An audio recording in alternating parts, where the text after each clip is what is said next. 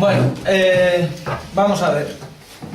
Yo voy a tratar 4 temas. Primero vamos a hacer no voy a hacer un repaso histórico porque no tendría mucha cabida y porque no lo he preparado, porque hace 2 días que preparé la ponencia. Pero bueno, una pequeña introducción, una contextualización de cómo está un poco el sector, dónde se distribuye, el tema de la reconversión, tanto los objetivos que tuvo la llamada reconversión de la minería y los mecanismos para llevarla a cabo.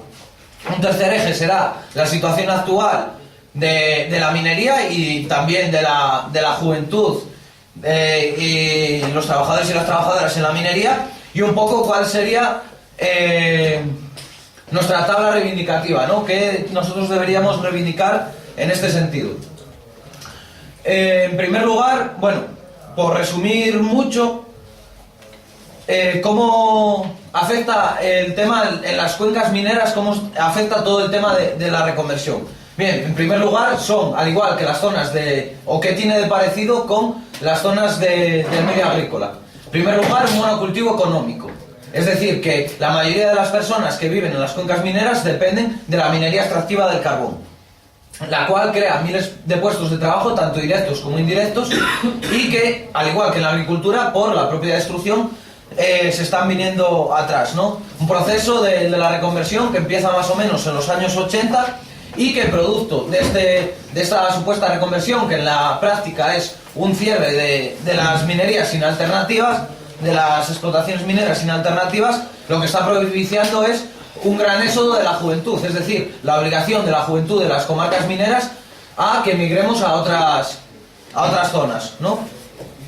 Por ver un poco geográficamente cómo están repartidas las cuencas mineras, la primera productora a nivel estatal es Castilla y León, en concreto las provincias de León y de Palencia, más León que Palencia sobre todo en la comarca de Guardo, y que son cuencas dominadas por la minería privada, ¿no? Por empresas privadas. En este caso hay 3, que es una, Victorino Alonso, el grupo Coto Minero Cantábrico, que ha absorbido todas, la minera siderúrgica de Ponferrada, Unión Minera del Norte, las minas bueno, un sinfín, ¿no? Y que controla el 80% de la minería privada del Estado. Quedaros con esto porque luego cuando veremos que más adelante veremos la relación que tiene. Y luego 2 empresas, está la Ollera Vasco-Leonesa, en la zona de La Robla y demás, y el grupo de Lamelas Viloria, ¿no? En la zona de Torre del Bierzo. Vale. La segunda cuenca en importancia es la de Asturias, ¿no? Del centro de Asturias, la de Nalón, la del Caudal y la de Narcea. Que ahí en Asturias conviven tanto minería privada, en su mayoría dominada por este empresario de Victorino Alonso, y UNOSA, que es la empresa pública, ¿no? Ulleras del Norte, Sociedad Anónima, que está bajo propiedad pública por medio de la SEPI, la Sociedad Española de Participaciones Industriales, que aunque sea pública no se gestiona bajo lo que nosotros entenderíamos que serían criterios públicos, ¿no? Entonces el nivel, las características que tendrán serán bastante comunes. Y sobre todo en el sur, pues eso, como ya comenté, de Asturias, minería privada. Y después, la tercera cuenca sería en Aragón, comarcas mineras y otra comarca que no recuerdo ahora mismo el nombre. Vale, pues hemos visto el tema de un poco que es una zona de monocultivo, cómo se reparte por el territorio. Ahora, también muy esquemático, cómo se reparte o la importancia que tiene en la energía, ¿no? ¿Por qué tratar aquí? Por el tema de la minería. Pues eso, por una cuestión que es un sector primario, un sector industrial extractivo, que en la mayoría de las cuencas, sobre todo en las de León y en las de Aragón, está vinculado a zonas rurales o más bien semirurales, que a diferencia del medio rural, donde predomina, sobre todo en el norte, la pequeña burguesía, a nivel clasista, en estas comarcas lo que predomina es clase trabajadora, ¿no?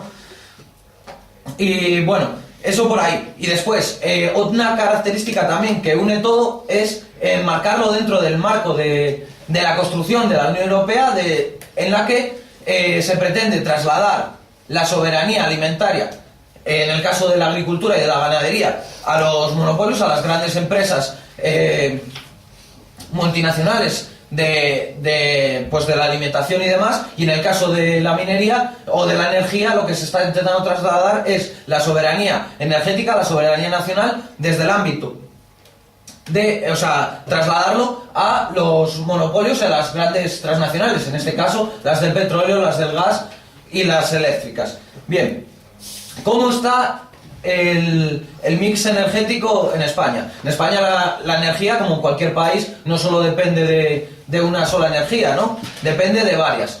A datos del lunes pasado, el 20% de la energía que se produce se hace mediante carbón. Hacía 6 o 7 años que no era la primera, o sea, el primer combustible para producir energía, el 20%. Después, en torno al 18% está en las centrales de ciclo combinado, que principalmente son las que usan gas, y esto es importante tenerlo en cuenta. Veremos por qué después. Después la eólica, la hidráulica, la nuclear y otras, en torno a un 15% cada una, ¿no? Total 60, 15 por 4, 60, 20 y 18, más o menos el 100%.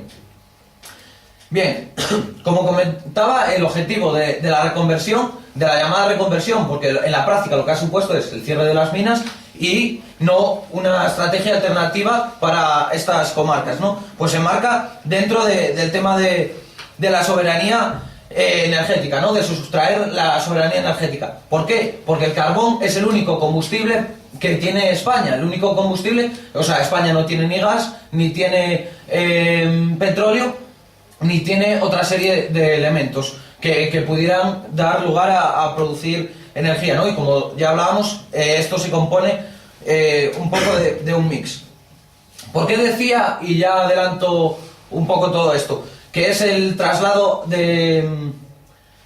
¿en qué tiene que ver el tema de sustraer la soberanía energética con el tema del carbón? Por ejemplo, una cuestión como la del Sáhara, ¿por qué, por ejemplo, el Estado español no se posiciona en contra a favor de la independencia del Sáhara? Porque España es muy dependiente del gas natural para utilizarlas en las centrales de ciclo combinado que viene de Argelia, pero pasa por Marruecos. Entonces, si España dice independencia para el Sáhara, Marruecos dice cerramos el grifo. ¿Vale? Esto es muy importante tenerlo en cuenta. Entonces, es la única materia que tiene, ¿no? Entonces eso nos proporciona que sería la única que nos daría una independencia, al margen de las renovables y demás. Bueno, ya comenté eso. Además, otro elemento a mayores es que desde el año 97, después del Tratado de Maastricht y demás, se produce una liberalización del mercado eléctrico, con lo cual cada vez esto de que hablamos de trasladar la soberanía, es decir, de que sean las grandes empresas de gas, de electricidad, las que decidan cómo y por qué se produce aquí, es decir, la energía que se consume y cómo se produce, y son ellas, no a raíz de esta liberalización, y no se hace en base a una estrategia planificada en la que el Estado, en base a su soberanía y en base a los intereses sociales y medioambientales, sean las que dicten la energía, cómo se produce la energía que se consume y cómo se produce, ¿no? Veíamos que el carbón representaba un 20% de la energía, ¿no?, que se produce actualmente. Esto nos lleva a dos cuestiones. Por una parte, a que si se están cerrando, una cosa que cae de cajón, se están cerrando muchas minas, pero a la vez se consume carbón. ¿Qué quiere decir eso? Que se está trayendo el carbón de fuera, ¿vale? ¿Y qué quiere decir que haya aumentado con el tema de toda la crisis y demás, de los conflictos en los países árabes y demás, que haya aumentado el carbón? Pues que el carbón, al ser una industria que se tiene propia y por la propia manera de extraerlo y demás, que te garantiza en un determinado momento en el que tengas necesidades poder seguir manteniendo esa demanda de energía que se tiene y que no tener achaques por medio de otros problemas que pueden venir del exterior. También un poco relacionado con lo que comentaba el Cámara de Galicia, pues ante un posible bloqueo, ¿no? Que eso te permite tener esa independencia. Y después, esto también, más allá de ir relacionado con el proceso de trasladar la soberanía energética a los monopolios del gas, de electricidad y demás, también tiene que ver con la estrategia de la Unión Europea de la destrucción de fuerzas productivas, ¿no? Ese mecanismo de subvencionar para liquidar, que encima ahora lo quieren hacer, igual que están haciendo con la agricultura. Primero subvencionas para liquidar y cuando ya te interesa, en la PAC, seguramente lo cuente Cañamero por la tarde, ahora la estrategia que quieren seguir es liberalizar el tema este. Cuando ya lo has jodido, le metes la puntilla final. Vale. Entonces, ¿esto qué quiere, a qué nos lleva? Se destruyen fuerzas productivas, la industria base, la que te da esa independencia, y también pierdes el control sobre tus propios recursos naturales, la agricultura o el carbón en este momento. Hay dos elementos ideológicos que se han utilizado para llevar a cabo esta política de destrucción de la minería española, ¿no? Por una parte, el tema de la rentabilidad. Eso, para empezar, es mentira. Por ejemplo, a día de hoy, antracita que venga de Polonia, de Sudáfrica, de cualquier lado, en Puerto del Musel, en Gijón, no es... O sea, tiene más precio que la antracita berciana. Con la única diferencia que la antracita berciana es una producción nacional, ¿no? Que tú puedes controlar, ahora produzco más, ahora produzco menos, aparte que tiene mejor calidad. ¿Y rentable para quién? Porque carbón vemos que se sigue consumiendo, pero ¿para quién es rentable cerrar las minas? Es rentable, pues, para el que quiere construir centrales de ciclo combinado, es rentable para el que quiere comprar a lo mejor carbón de fuera o cualquier otro elemento, pero ¿quiénes son esos? Es decir, es rentable para las grandes empresas, pero no rentable para la juventud, para los trabajadores y las trabajadoras que somos de la cuenca minera, ¿no? Y otro elemento fundamental también que se ha utilizado es el tema de que es contaminante. Claro que el carbón es contaminante, pero el gas también es contaminante. Y aún así, el carbón de aquí y el carbón de Sudáfrica, los dos son contaminantes, ¿no? Como todo combustible fósil. Otro elemento que hay que tener en cuenta, que lo hablaremos más adelante, con el tema de que es contaminante. A día de hoy, y parece que se está retrasando y demás, pero ya hay mecanismos de control y captura del CO2 que se están investigando en la Ciudad de la Energía, en Ponferrada, que eso permitiría hacer del carbón, es decir, en el momento de la combustión, se atrapa el CO2 y demás, y eso permitiría hacer del carbón una energía bastante más verde que muchas de las renovables, que como sabéis, a la hora de producir, pues producen residuos contaminantes, ¿no?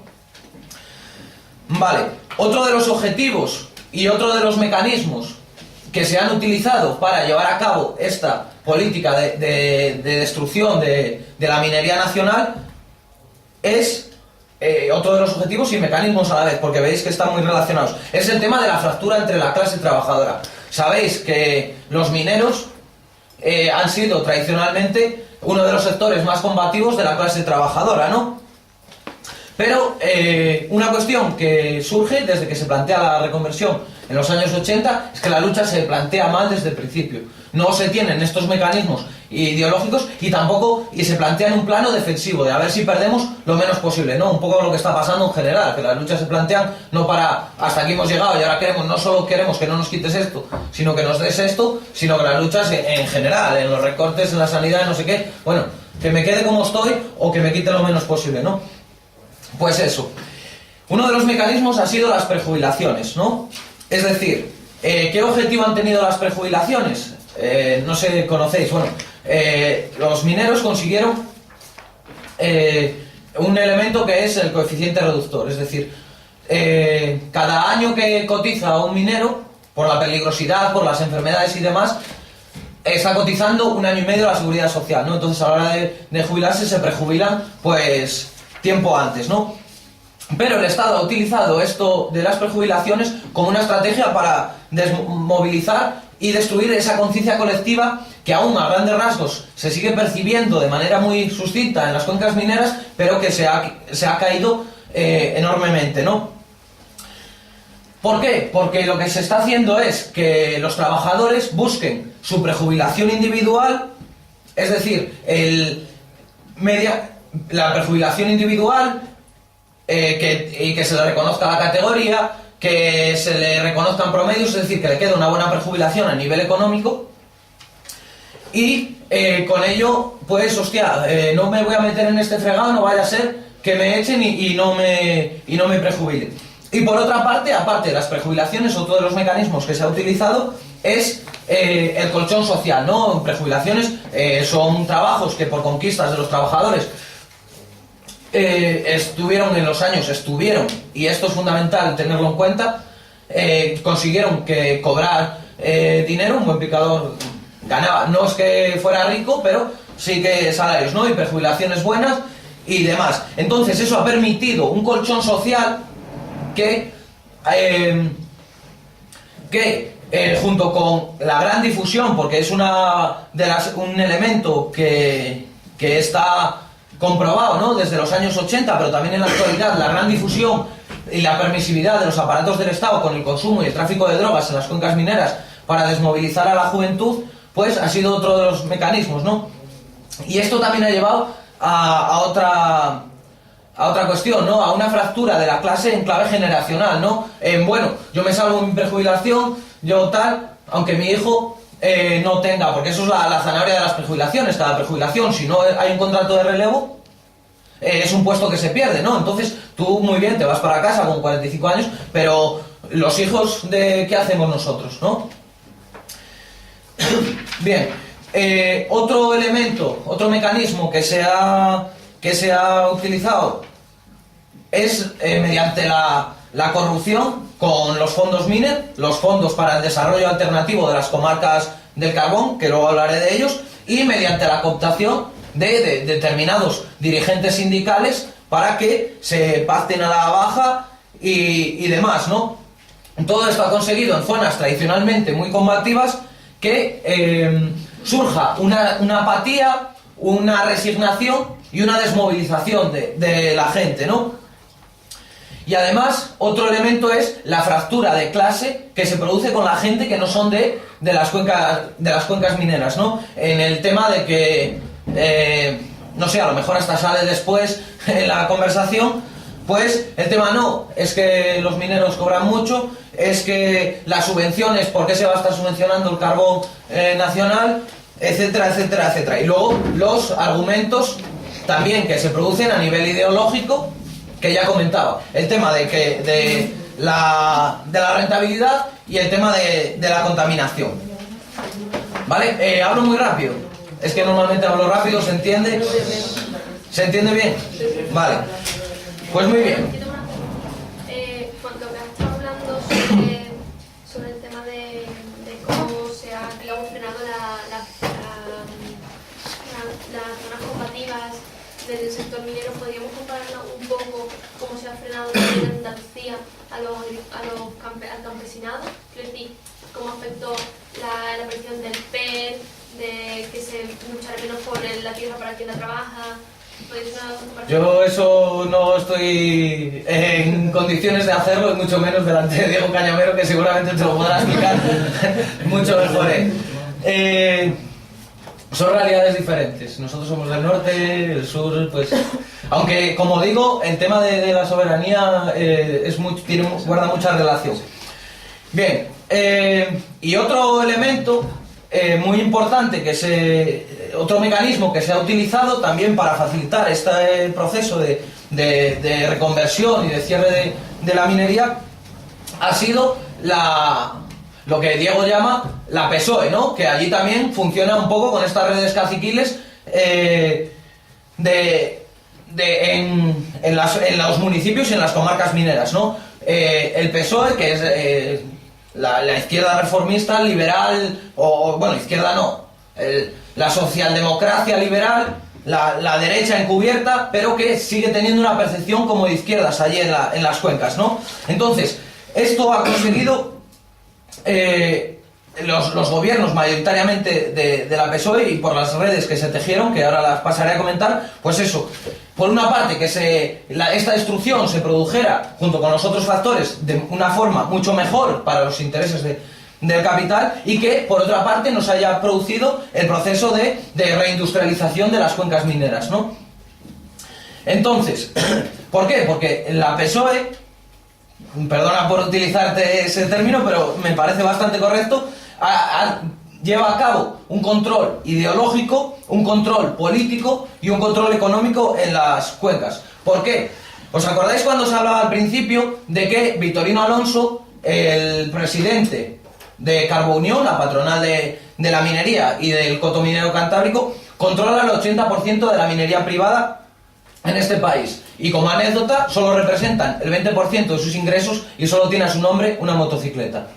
Vale, esto como anécdota, pero que ya nos va dando un poco cómo son las prácticas de ilbito, que le llaman allí en las cuencas. Podéis buscar vídeos en el YouTube. Vale, pues esto viene muy ligado, lo que decía del PSOE y el proceso de destrucción junto con esta persona. En el año 92, 93, bueno, en los 90... quiebra la MSP, la minerosiderúrgica de Ponferrada, ¿vale? Son los años de la Marcha Negra, que vienen los mineros a Madrid y demás. En ese momento, Ángel Villalba, que era el presidente de Caja España y que fue el que se presentó en sucesivas ocasiones a la presidencia de la Comunidad Autónoma de Castilla y León, salva la MSP y se la entrega a esta persona, que poco a poco se va haciendo con el monopolio pues eso, hasta llegar a controlar el 80% de la minería privada del país. ¿Esto qué le permite? En estas zonas de monocultivo económico, de dependencia exclusiva de fuente de ingresos de la minería, pues tener el control económico. Es decir, que para trabajar, básicamente las fuentes de empleo van a ser esas, las tiene controladas.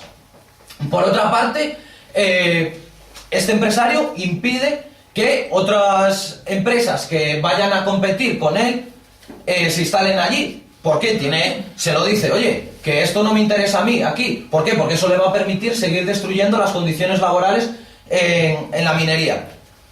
Y por otra parte, también le va a permitir que seguir con la política que está siguiendo, ¿no? Que es de sacar una parte importante del carbón, destruir los puestos de trabajo de interior y sacarlos a cielo abierto, que también comentaremos después lo que es y cómo y lo perjudicial que es para el medio ambiente, ¿no? Entonces, esto le permite, por una parte a nivel económico y por otra a nivel político, que cómo entra ahí el PSOE, cómo entran ahí los ayuntamientos mineros, cómo se crean estas redes clientelares. ¿Vale? Pues, si tú tienes el monopolio económico, simplemente lo que tienes que hacer es, cuando haya un escaso puesto de trabajo, pues lo que tienes que hacer es, se mete a través de los ayuntamientos. Entonces tú vas a tener una serie de personas que te van a estar muy agradecidas, ¿no? Y eso, controlas el trabajo, con lo cual te permite también comprar votos. Y por otra parte, al tener el poder político, que tú lo sigues manteniendo, pues te permite jugar con cerrar o abrir explotaciones, permitir o no que se instalen determinadas industrias. Entonces volvemos a lo de antes, ¿no? Con lo cual, a lo que comentaba al principio, de que no se reindustrializan las zonas. Un ejemplo de lo que es esto. El año pasado, en Favero. Favero es una cuenca minera así, tradicionalmente muy combativa y demás. Había un lavadero de carbón que estaba sin legalizar. Bueno, allí iba gobernando el PSOE desde las segundas elecciones municipales, que las perdió el PC, las primeras las ganó el PC y las segundas las ganó el PSOE y desde aquella. Entonces esto lo denunció Izquierda Unida. ¿Qué hizo el PSOE? Fijaros cómo actuó. Cogió y mandó cerrar el lavadero. ¿Qué hizo el empresario? Cerrar el cielo abierto de Lillo, que da empleo a no sé cuántos cientos de trabajadores de la comarca. ¿Qué pasó en ese momento? Que los trabajadores se fueron en contra de Izquierda Unida por exigir que ese lavadero, que estaba de forma ilegal, se cerrara o se legalizara o como fuera, ¿no? ¿Veis un poco cómo va la cosa, no? Entonces, control político, entonces al final, ¿qué haces? Pues los trabajadores lo que quieren es que se abra ya otra vez ese lavadero, aunque sea ilegal, para poder seguir trabajando, porque él cogió y echó a todos de allí, de la explotación, ¿no? Otro elemento a mayores que les permite esto: cada vez hay más gente que piensa que la solución al problema de la minería es la nacionalización. Pero claro, si tú tienes el control político, tienes el control económico, ¿cómo vas a plantear eso? Porque el PP no lo va a hacer. Pero el otro sector de la oligarquía, que es el PSOE, con estas redes clientelares no, porque se les desmonta el chiringuito, ¿no? Entonces, vamos entendiendo un poco cómo está el tema. Vale. Por entrar un poco ya en la situación actual, ¿no? Desde los años se han venido firmando sucesivos planes del carbón en los que poco a poco se iba liquidando, se iban cerrando pozos, se iban cerrando minas y demás, y supuestamente se iban dando fondos miner, que después comentaré lo que son, para el desarrollo alternativo. Pero los planes del carbón que se negocian, que por cierto el de este año, o sea el del 2006-2012 va a acabar este año, entonces seguramente para septiembre o sea para el año que viene pues volverá a haber movilizaciones y demás, se renegociará otro plan del carbón, ¿no? Entonces, ¿cómo están? Los planes del carbón se incumplen sistemáticamente, es decir, que se está destruyendo más incluso de lo que se firma. Por poner un ejemplo, en este último plan del carbón sale con 1.800 prejubilaciones más de las que tenían que haber sido. Es decir, la evolución de plantillas no se está cumpliendo. Por cada prejubilación, en el plan del carbón viene, por cada minero que se prejubila, por cada 9 mineros, se meten 4 puestos de trabajo, ¿no? Para seguir manteniendo el sector. Eso no se está cumpliendo. Y llegamos a que en este plan del carbón hay 1.700 menos trabajadores de los que deberían estar trabajando. Por otra parte, no solo en evolución de plantillas, también en producción. En este último plan del carbón a pesar de que, como veis, cada vez en los datos del UNE lo ponen de manifiesto, ¿no? Que la importancia que tiene, sobre todo en épocas de crisis, el tema del carbón, 700.000 toneladas menos de producción nacional, ¿no? De carbón nacional. Si se está metiendo carbón, ¿de dónde se está metiendo? Se está metiendo de fuera, ¿no? Y por otra parte, el tema de las eléctricas, para que veáis un poco cómo viene, ¿no? No sé si os acordaréis, el año pasado, cuando en septiembre y demás, que salió mucho en las noticias, cuando estaba por ahí la gente de mi pueblo y demás movilizándose, cortando carreteras y a cachavazos con la Guardia Civil, básicamente, pues lo que negociaban era que se aprobara un real decreto del consumo, de apoyo al consumo nacional, ¿no? De carbón nacional. Eso no se está incumpliendo en un 60% por parte, o sea, un 60% menos por parte de las eléctricas. A raíz de esto, para explicar un poco brevemente cómo vino el conflicto, para que entendáis un poco cómo está el tema. El patrón, el Vitorino Alonso, tenía problemas con las eléctricas porque no le cogían el carbón y encima se lo pagaban menos.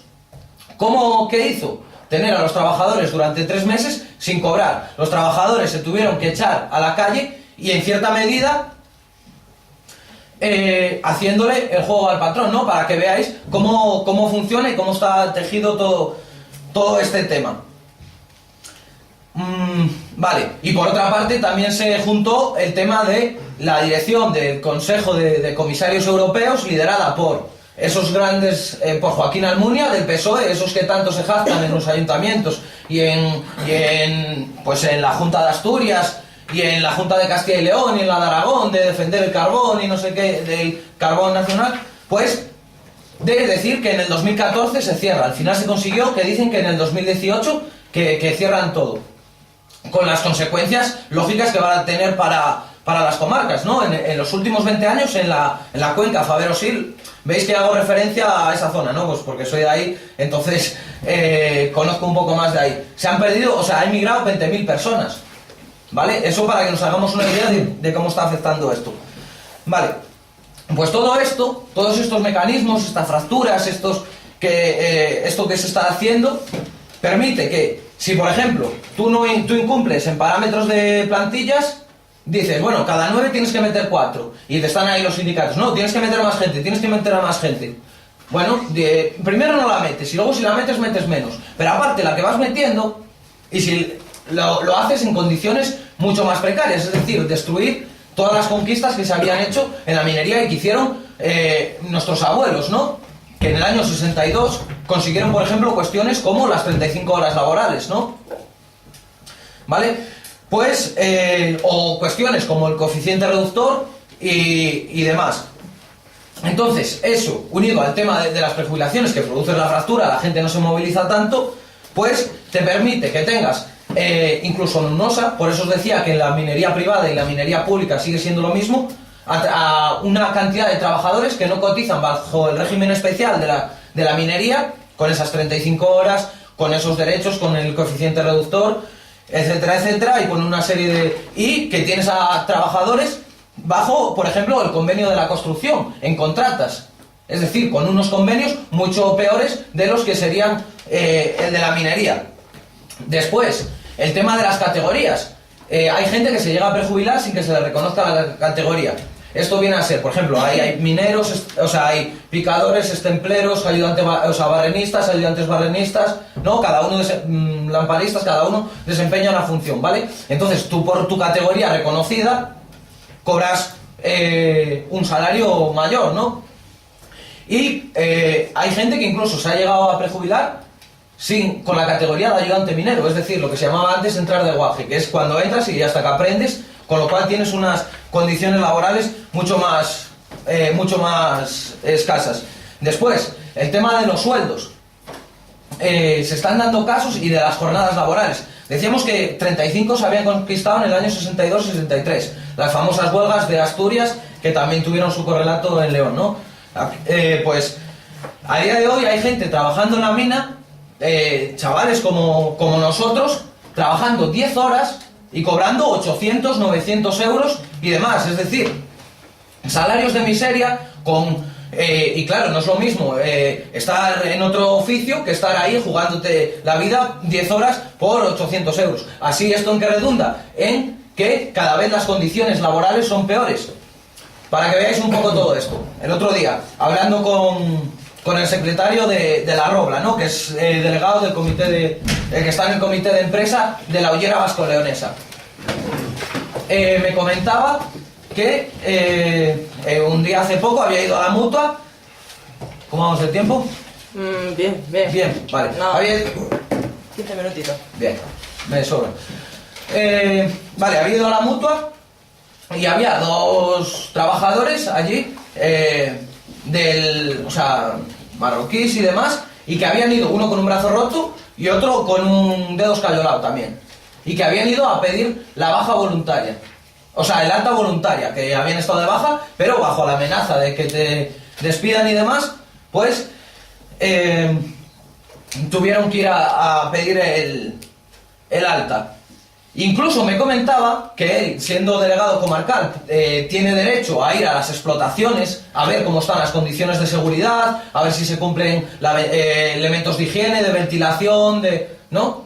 Que no les dejan entrar allí, ¿vale? Y esta gente, si está en las contratas, normalmente, algunos estarán bajo el régimen de la minería, pero otros igual están bajo el régimen de la construcción o cualquier otro, ¿no?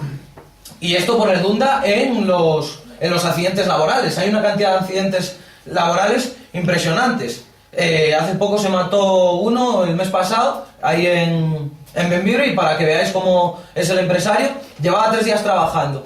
Se mató y a los 2 días, entró en coma y luego murió. Bueno, pues fue el empresario a darle la carta de despido a la madre, viuda, este caso creo que era la Meras Viloria, para decir, no, este tío estaba despedido antes de morirse, ¿no? O sea, que es en condiciones de auténtica mafia, ¿no?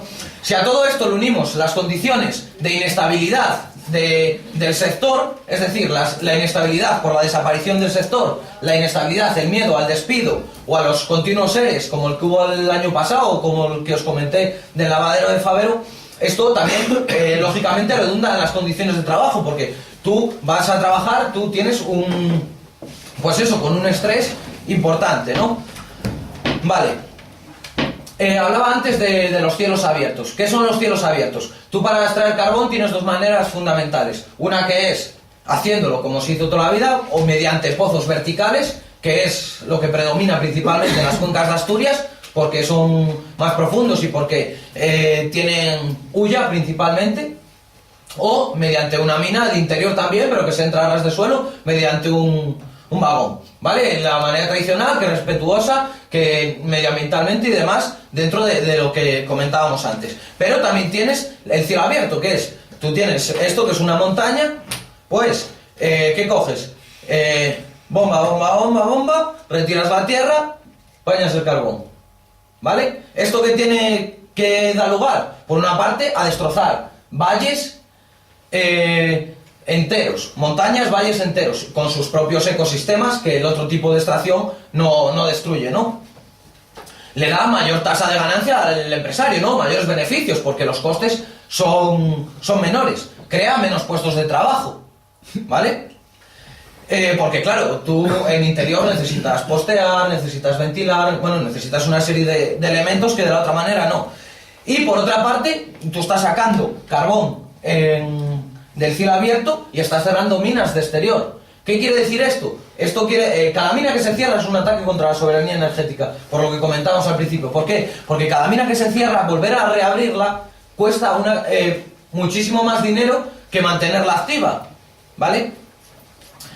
Y claro, lógicamente, estos trabajadores que están trabajando en los cielos abiertos tienen un salario mucho más, o sea, más reducido y demás, ¿no? Además de todo esto, por ejemplo, en el Valle de la Ciana, en los cielos abiertos, en el Feixolín y demás, podéis buscar luego todo esto. Si os quedáis con algún tema, pues podéis investigar un poco por internet, ¿no? El Feixolín, que es un cielo abierto en una reserva de la biosfera y demás, pues aparte de destruir no sé cuántos puestos de interior, está reventando allí una reserva de protección del urogallo, etcétera, etcétera, etcétera, ¿no? Y aparte, esto le permite que, por una parte, al señor, principalmente me voy a centrar en Vitorino, pues porque es lo que comentaba, el mayor patrón de la minería privada, ¿no? Vende carbón de cielo abierto como si fuera de interior, porque el precio a la eléctrica es diferente, ¿no? ¿Vale? Y está sacando carbón de cielo abierto y vendiéndolo como si fuera de interior. Y por otra parte, otra de las prácticas que hace es comprar carbón bueno, el que viene ahí en puerto a Gijón, carbón de importación, lo almacena y después lo vende como si fuera carbón nacional, ¿no? Veis un poco la estrategia. Que esto, incluso, y lo vende como si fuera carbón de interior también, ¿no? Como hay diferentes maneras, todas las aristas que conducen a un mismo objetivo, ¿no? Que es la de destruir esto. Otro elemento que comentaba era el de los fondos miners. Bueno, en el plan de los planes del carbón, que es Plan Nacional de Reserva Estratégica del Carbón y Nuevo Modelo de Desarrollo Integral y Sostenible de las Comarcas Mineras, 2006-2012, ¿vale? Pues en esto se ven el tema de cómo van a evolucionar las plantillas, la producción, etcétera, etcétera, y después lo que es el desarrollo alternativo para las comarcas mineras. Y para ello se establecen los fondos miner, ¿no? Que son fondos, pues, para reindustrializar las cuencas. Y esto que dentro de esta maraña de caciquil y demás que domina, pues se han gastado millonadas de dinero con estos fondos y no se ha conseguido, por también los mecanismos que comentábamos antes, reindustrializar y dar un desarrollo alternativo a las comarcas mineras, ¿no? Es decir, carecemos de un plan, que yo creo que por ahí debe ir lo nuestro, un plan de reindustrialización que, partiendo de la necesidad de una industria pública, de manera eficaz reindustrialice las comarcas, ¿no? Porque ¿cómo se han gestionado estos fondos? Pues por una parte se han quitado de inversiones ordinarias, es decir, los fondos miners no están para construir una piscina, no están para construir una carretera, no, están para construir fábricas, desarrollo pues ganadero, no sé, lo que sea, ¿no? Alternativas económicas. Después, ¿cómo se han gestionado también? Regalándoselo a empresas privadas, pero a expuertas, o sea, y veréis cómo, ¿no? Empresas que, por ejemplo, cobran la subvención que te ponen por instalarte allí y cuando dejan de cobrarla, cuando les interesa, se van. Un ejemplo, en Ponferrada había una empresa que, cobrando fondos Miner, LM Glasfiber, una multinacional sueca, que tenía a 1000 y pico trabajadores y trabajadoras haciendo palas eólicas, y ha ido progresivamente al ERE, y ahora quedan 100 porque se salvaron hace poco, pero las previsiones son de cerrarlas de inmediato. Alas Aluminium en la cuenca, bueno, en una cuenca de Asturias, una empresa que también cobran y se marchan, y todo esto con la permisividad de las autoridades, que por una parte permiten que cobren subvención y luego encima se marchen despidiendo a trabajadores y trabajadoras, y por otra que quitan fondos ordinarios que le correspondería a la Junta de Castilla y León, al Principado de Asturias, al Ayuntamiento de tal, de cual, pues para de cosas normales que habría que hacer, y las emplean con esto, ¿no? Esto que nos lleva a que, por ejemplo, en la provincia de León, para cada puesto de trabajo que se ha creado con los fondos Miner, se han gastado 1.050.000 euros. ¿Nos parece? O sea, es una pasada. En el Favero, en un polígono industrial que hicieron hace tiempo, con unos datos, ya están, pero bueno, más o menos, se invirtieron, no sé si fueron 400.000 euros, 1 millón, bueno, una burrada de dinero, se crearon 4 puestos de trabajo. En otros sitios, imaginaos, sería la cantidad mucho mayor. Vale. Entonces, ¿cómo es el futuro de la juventud? Pues el futuro a día de hoy de la juventud de las comarcas mineras, más negro que el carbón. Eso para empezar.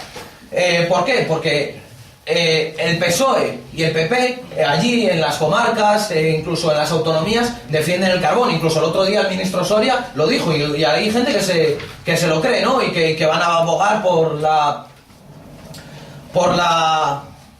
el mantenimiento como sector estratégico y demás. Pero a esto añadimos que la Unión Europea quiere cerrar en 2018. Yo creo que lo que van a hacer es mantener la cara, decir que sí, que apostamos, pero luego en la práctica no hacerlo. Por otra parte, se están reduciendo, o sea, por una parte yo creo que ya va directamente, como no se cambie, no se dé una presión fuerte, a liquidar el sector. Pero por otra parte, en los presupuestos, o sea, desde, en este caso el PP, pero porque ya venía de antes, de que no los había desbloqueado el PSOE, por ejemplo, han reducido una barbaridad los fondos Miner, ¿no? Los fondos que supuestamente van para reindustrializar y para perder que se pierda, o sea, volver a tener el tejido productivo, que la gente no emigre, etcétera, etcétera, ¿no?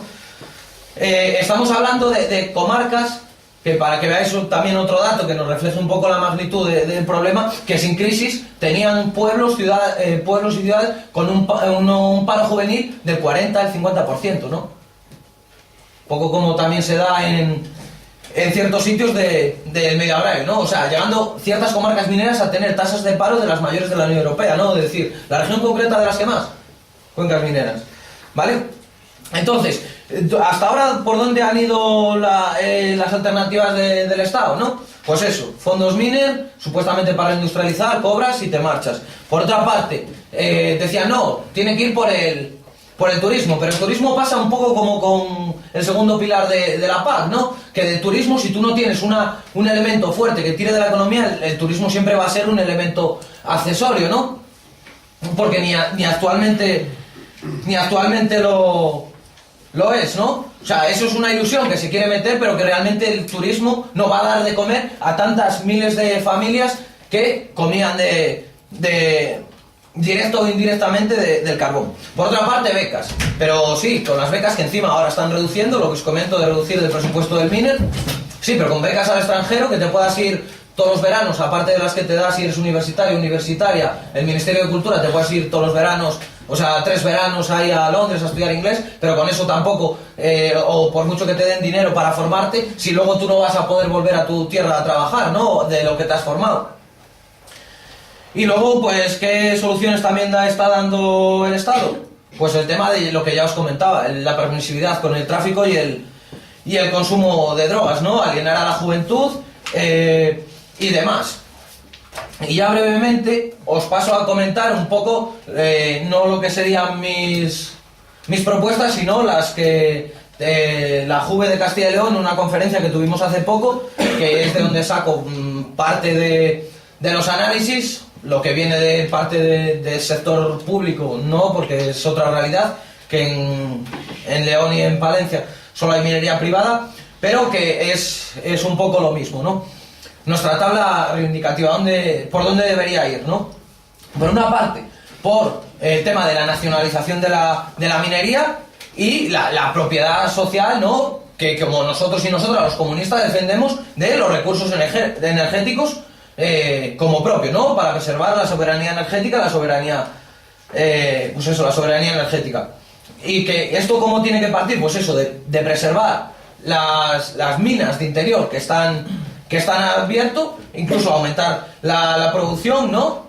Y garantizar el futuro de las explotaciones y, pues eso, establecer mecanismos que vayan tendiendo a la soberanía y la independencia energética, es decir, dentro del mix energético irlo combinando con otras energías alternativas,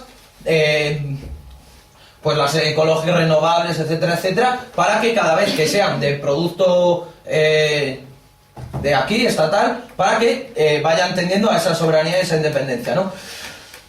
Después, la creación de un plan estratégico, lo que comentaba antes, que asumiendo la necesidad de la iniciativa pública, cree un tejido industrial potente, ¿no? Que garantice la reindustrialización efectiva y garantice efectiva de las cuencas mineras, no dejando en la mano de la industria privada y de los empresarios privados, que ya sabemos a qué van, ¿no? Conocemos un poco de lo que va este sistema. Después, por otra parte, el control social de los fondos mineros para garantizar que esa reindustrialización se hace efectiva y que se hace efectiva también mediante criterios sociales y medioambientales, que hay que tenerlo en cuenta, que se ponga fin a esa corrupción y destruir las bases objetivas sobre las que se ha construido esa maraña caciquil y esa que ha permitido todo este tema y que ha permitido el despilfarro de los fondos Miner y que no han cumplido su objetivo, ¿no? Después, por otra parte, a nivel laboral, poner fin a las diferentes condiciones laborales entre los antiguos y los nuevos trabajadores, ¿no? Porque tú te puedes dar cuenta de que están trabajando al lado uno que tiene un convenio de la minería, otro que está en una subcontrata, otro que está con unas condiciones, pues digamos, a la antigua, ¿no? Las condiciones mejores y demás, y otro peores, ¿no? Y sobre todo prohibiendo la subcontratación. ¿Y esto para qué? Para tener una estabilidad, unas plantillas fijas de empresa, ¿no? Y también, por otra parte, sanciona a aquellas empresas que no cumplan los criterios de contratación que les corresponden, que no cumplan los criterios de seguridad en el trabajo. Y esto también pasa por una política seria en materia de inspección y de normativa, ¿no? Por otra parte, la garantía de que se cumpla efectivamente la jornada laboral de 35 horas, que no haya gente, pues lo que os comentaba antes, que trabaja 10 horas en la minería y demás, ¿no? Y después, pues eso, ya termino, que os veo un poquitín cansados. Otro elemento también para garantizar sería la creación de centros públicos de atención y que ahí podrían trabajar gente que se está formando, ¿no? Atención a enfermos de silicosis, que es una de las enfermedades que da la minería, con lo cual contribuyes por una parte a mejorar la calidad de vida de los prejubilados y de los jubilados de las comarcas mineras y por otra a fijar empleo y por lo tanto población joven en las cuencas, ¿no? Para ello hay que apostar, pues eso, lo que os comentaba, por el carbón autóctono y el tema de control de la procedencia del carbón, para que no se permita eso que se está pasando, ¿no? De vender carbón de importación, de vender carbón de cielo abierto y pasarlo como si fuera carbón de interior, ¿no? Y después, por otra parte, ya centrado en la última parte de la cuestión medioambiental, ¿cómo resolverla? Bueno, pues por una parte, poner el fin a las explotaciones progresivamente, ir trasladando de los cielos abiertos a las minas de interior, de los cielos, para con el tiempo ir cerrándolos, ¿no? Para proteger el medio ambiente, para que no se produzcan esas auténticas calamidades que os digo que se están produciendo con los cielos abiertos. Y después, lo que es lo que también os comentaba, ¿no? De la puesta en marcha de los mecanismos de captura y de control del CO2, ¿no? Que nos permitan reducir la contaminación, nos permitan seguir con el sector, nos permitan seguir con esa soberanía energética y también Por otra parte, pues lógicamente, lo que comentamos, ir aumentando, ir invirtiendo también en energías alternativas que también vayan complementando y den alternativas ecológicamente sostenibles a las cuencas mineras. Y que con lo cual, si esta tabla reivindicativa se llevara a cabo, contribuiríamos pues a frenar eso que está pasando, ¿no? Que es que los jóvenes de las cuencas mineras pues tengamos, o sea, ese éxodo de migración de la juventud. Yo por mi parte ya acabé. Preguntas. Bueno, no, es decir, no es una pregunta, es una breve exposición de lo que pasó en la Sierra Minera de Cartagena. Sobre todo, era la minería más antigua del país, en el 3000, algo así, los primeros yacimientos. Bueno, la cuestión es decir, toda la minería de la sierra la controla una empresa, ya hablo de los 70 80, la controla una empresa franco-alemana llamada Peñarroya. Llega a los 90 y Peñarroya dice que no es rentable, que se tienen que ir. La minería evidentemente era muy rentable porque era minería de plata y plomo, para nada era poco rentable. Nadie se explica por qué se va a esa empresa se pira y se le vende a simbólicamente se supone que se vende la minería a un empresario llamado en Cartagena popularmente Pan de Higo, no me sé el nombre, pero bueno, el mote que tiene puestos. La gente pensaba que este Pan de Higo se le había vendido la minería. Pues no, este Pan de Higo se le vendió la sierra minera. Es decir, este hombre ¿qué hace? Cierra automáticamente toda la minería, despidiendo a todos los trabajadores. La sierra está totalmente contaminada, desde que tú vas a la mitad de la sierra parece Marte, es un paisaje realmente dantesco. La otra mitad de la sierra es una reserva ecológica, a la que llega hasta la manga de Normenor, a la que misteriosamente se le pega fuego. ¿Qué pasa con la parte que se le pega fuego? Es una zona de un valor económico increíble, se hace un campo de golf, no una barbaridad de chalet de lujo. Ese es el desarrollo el desarrollo turístico del que tú hablas. Es decir, esa es la zona de super lujo de la manga, donde van los equipos de fútbol allí cuando están de pretemporada y demás. Y ahora mismo la explicación de por qué se cierra y la empresa Peñarroya se puede ir. Es decir, por qué todo el mundo de ahí se va sin limpiar aquello, porque las leyes ya no son las legislación española, sino la ONU y la Unión Europea tienen una serie de normativas que el que lo ensucia lo limpia. Y allí nadie limpió nada, allí, es decir, no crece una sola planta en toda la parte contaminada de la sierra. Pues es muy sencillo, es decir, Peñarroya era una empresa pseudopública de la Alemania del Oeste, cae el muro, la socialdemocracia gobierna en Alemania, y le pide créditos al PSOE, es decir, al PSOE a los que la socialdemocracia había pagado. ¿Qué pasa? Que querían llevarse la industria a la Alemania del Este para recapitalizar la Alemania del Este, y entonces se les deja irse tranquilamente, y poco después el ministro de Industria del momento, presidente del Consejo de Administración de Peñarroya. Es decir, si queréis ver un avance de cómo puede ser el fin de vuestra minería, no miréis más que a Cartagena. Hay documentales de la zona, está todo muy estudiado en literatura, y se luchó mucho y no se consiguió nada. Es decir, hay fotos de la Asamblea Regional de Murcia ardiendo, que no sé si alguien... Es una foto más o menos famosa. Es que creo que de Izquierda Castellana, que tenía una pegatina precisamente de esa foto, no tenía mucho sentido de Izquierda Castellana, pero era la foto de la Asamblea Regional ardiendo y toda la policía delante. Y eso fue lo último que quedaba del sector minero. Es decir, que la caída va a ser dura porque no... Esperemos lucharlo y defenderlo. Y empezar a fijaros porque hay ejemplos de cómo ya ha pasado, porque no es nada nuevo, ni es decir, hoy está pasando sencillamente lo que a nosotros, pero como allí era más grande, es decir, el sector minero de Cartagena no era tan grande, era porque era solo una sierra. Entonces yo creo que por eso se lo pudieron cargar más rápido y de la misma manera, como hablabas tú del cacique y tal, ha empezado... Y bueno, se voy a poner un poco esto. A ver, solo una pregunta. Yo lo que me he dado cuenta más o menos, ¿no?, que también hay que abordarlo en este proceso conferencial, es de que en muchos sectores, por ejemplo, que antes hablamos de la agricultura, o por ejemplo, tal, hay determinados sindicatos del sector o lugares donde no llegan nuestros referentes sindicales, que es Comisión Obrera. Vamos. O sea, por ejemplo, en Galicia, si quieres estar en el campo, tienes que tener un sindicato labrero. Entonces, por lo menos en Galicia, por lo que yo sé, suelen ser sindicatos amarillos del sector lo que tiene la minería.